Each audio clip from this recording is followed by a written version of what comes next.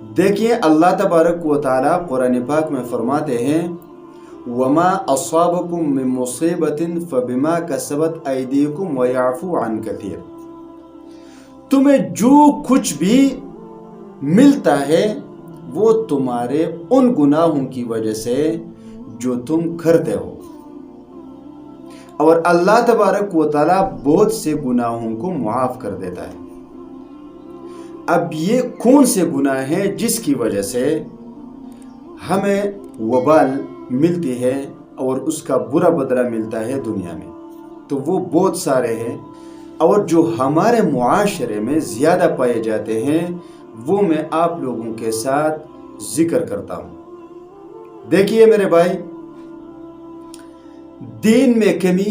یا بیشی کرنا۔ نمبر 1، الحاد و بدعت، یعنی قرآن و حدیث کی غلط من مانی تشریح کرنا،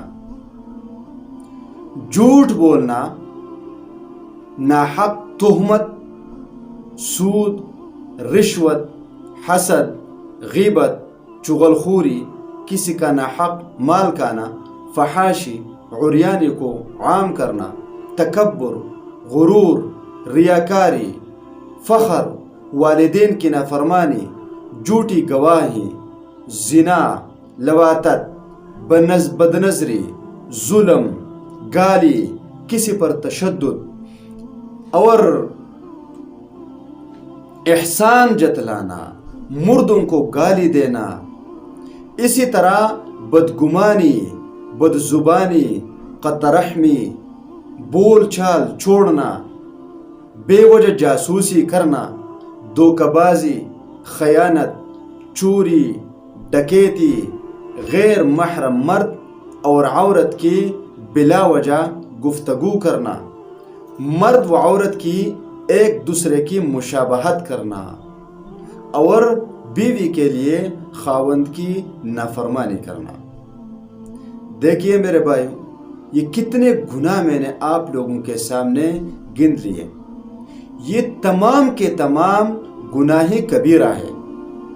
اور یہی گناہ کبیرہ جتنے میں نے آپ لوگوں کے سامنے رکھ دیے، یہ تمام کے تمام ہمارے معاشرے میں پھیل گئے ہیں۔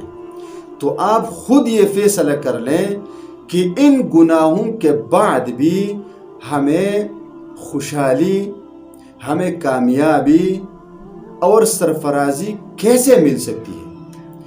اگر کامیابی چاہتے ہو تو ان گناہوں کو خود بھی چھوڑ دیں